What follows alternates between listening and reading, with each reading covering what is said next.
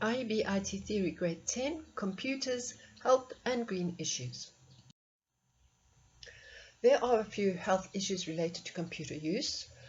The first one is repetitive strain injury, or RSI. So what happens is you get a muscle or a joint that becomes tender and it's painful. It's throbbing and there's a tingling sensation, especially in the hand or arm. So RSI especially is when you use the computer for too long and your hands get sore and you repetitively holding your hands at a certain angle and working for many hours, maybe just more than 2 hours per day, but maybe probably quite a lot more than this, and you've got a bad posture, bad way of using the computer, and you get this RSI. Another one is carpal tunnel syndrome, and this is also a painful condition of the hand and fingers, and it's caused by compression of a major nerve where it passes over the carpal bones through a passage at the front of the wrist. This is also caused by incorrect use of the computer, of the keyboard, and it can require surgery. It is a simple surgery that fixes it easily. So what's been done to avoid these injuries and health issues is to ergonomically design computers, keyboards, mice, and the seating and desks that people use when they work with their computers. So ergonomics means designing products so that they suit the way humans function better. And in ergonomics, they study the human body and then they design whatever it is so that the human can use the technology more easily, more comfortably, and not suffer from injuries. Another issue with computers is green computing or ungreen computing, because computer use causes a lot of pollution and of global warming. So energy efficiency is the first problem, and climate change is a reality. Our Earth is getting warmer. Computers use huge amounts of electricity. And when we use electricity, mostly we are burning fossil fuels, and this causes greenhouse gas emissions, and then the Earth gets warmer.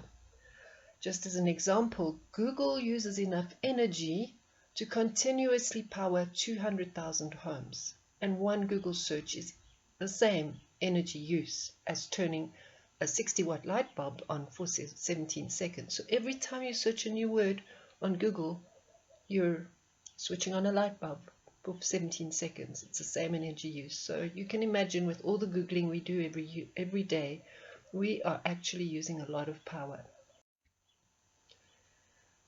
What we are doing about it is that there's an Energy Star branding, which the United States Environmental Protection Agency has created. It's a voluntary program, and it helps businesses and individuals save money and protect the climate. So whenever you're shopping for a computer, look for the Energy Star emblem, and it means that that computer has been designed to use less energy. The problem these days is that people do want a more and more powerful machine, but when you're using a more powerful computer, in all likelihood it's using a lot more energy. So you have to be aware of that and be careful.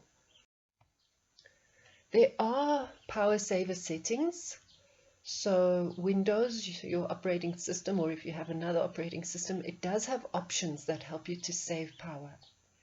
You can turn off or use lower power to components like monitors and hard drives after a preset period of inactivity. That means if you've been using your computer for 10 minutes, for example, the monitor can switch off. As soon as you get back to the computer and you move the mouse or you type a key, it switches on again. Or else after half an hour, an hour, you can set your computer so that it hibernates. And that means that the hard drive is switched off and it uses a lot less energy. It's also very important for a laptop, because laptops usually work off the battery, or often work off the battery. And so if you can set it to use less power, you will have to charge it less often. Standby power, it's also known as the vampire effect, is when you leave devices plugged in at the wall, but you haven't switched off the plug. And most devices these days are still consuming power. They've got a little transformer inside which converts the heavy current, the 220 volts that comes in at the wall, down to 10 volts or 15 volts, whichever is needed by the device. And that little transformer is always using power. So make sure you switch the power off. Make sure you switch the plug off. Otherwise your TV, your cell phone charger, your gaming devices are actually still using electricity. So your standby power, this was a graph I found, is if you leave your TV on, for example, every year it's actually still consuming 1,452.4 kilowatt hours in the background.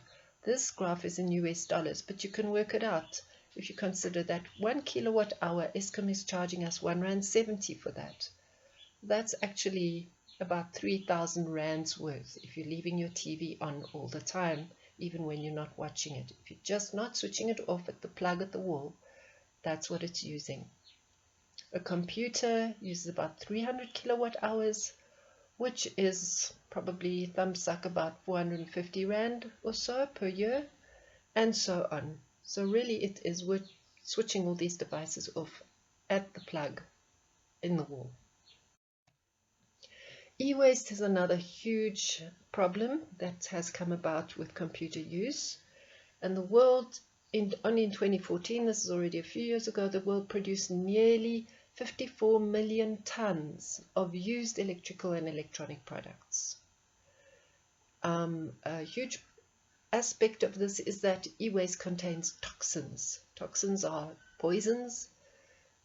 You throw away your e-waste, the rubbish truck picks it up, it takes it to the rubbish dump, puts it on the rubbish dump, it rains, the rain goes through the old computer, whatever it is, and those little toxins leak down into the soil from the computer because the rain carries that toxin down into the soil. From there, eventually that rain carries the toxin down to a river.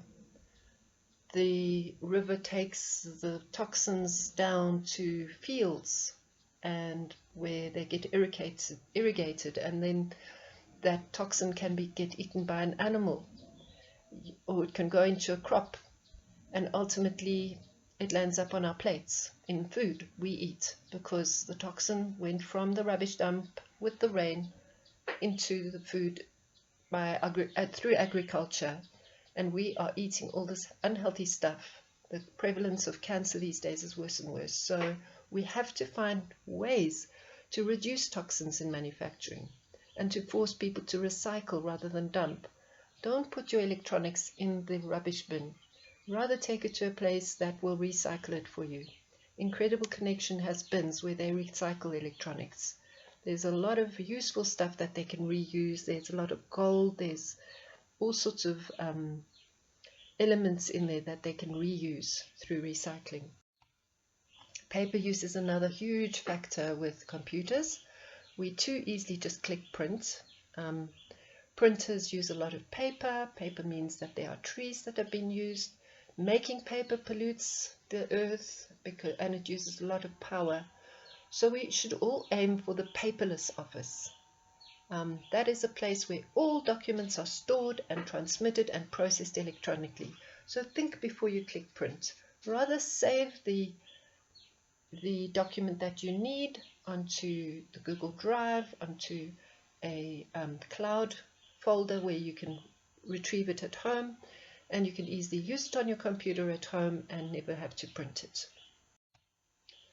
Here are a few facts about paper use. Small portable devices can be used to reduce paper. The digital device means not everyone has access to devices like smartphones and iPads, so they have to keep using paper.